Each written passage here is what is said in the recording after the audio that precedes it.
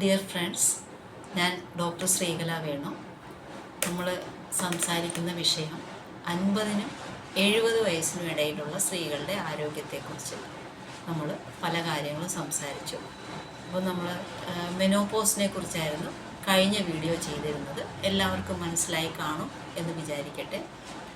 ഇന്ന് ഞാൻ കഴിഞ്ഞ ഇതിൽ പറഞ്ഞത് ഈസ്ട്രജൻ ഉള്ള ഭക്ഷണങ്ങൾ നമ്മൾ കൂടുതൽ കഴിക്കുന്നതാണ്.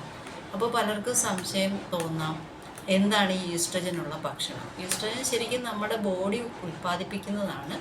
എങ്കിലും ഈസ്ട്രജൻ പ്രൊഡ്യൂസിങ് ഭക്ഷണങ്ങൾ നമ്മൾ ഉൾപ്പെടുത്തിയാൽ നമുക്ക് അത് ഈ മെനോപോസൽ സമയത്ത് കൂടുതൽ പ്രയോജനകരമായിരിക്കും. അത് ഏറ്റവും ഇമ്പോർട്ടൻ്റ് ആയിട്ട് നമ്മൾ ഉൾപ്പെടുത്തേണ്ടത് സോയാ ബീൻസ് എന്ന് പറയുന്നതാണ്. സോയ ഉൽപ്പന്നങ്ങൾ എന്തുമായിക്കോട്ടെ, സോയ കുതിർത്തതാകാം, സോയ ഒരു ടോഫോ എന്ന് പറയുന്ന ഒരു സാധനം മുതൽ അത് കുതിർത്തുണ്ടാക്കുന്ന എന്തും നമുക്ക് സോയ ഉൽപ്പന്നങ്ങൾ നമ്മുടെ ഭക്ഷണത്തിൽ ഉൾപ്പെടുത്തിയാൽ ഈ പറഞ്ഞ ഈസ്ട്രജൻ കണ്ടൻസ് നമുക്ക് നന്നായിട്ട് കിട്ടും. പിന്നെ നമ്മൾ flax seed, nuts, dry fruits, ഇതെല്ലാം നമുക്ക് ഈസ്ട്രജൻ ഉണ്ടാക്കും.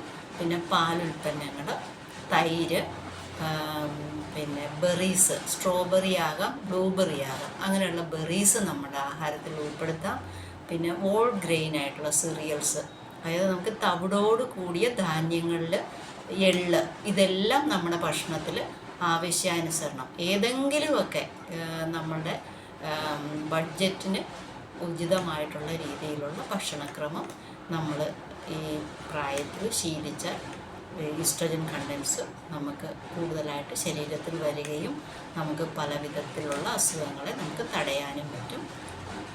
ഓക്കെ, ഇന്നത്തെ എപ്പിസോഡ് ഇവിടെ പൂർണ്ണമാകുന്നു.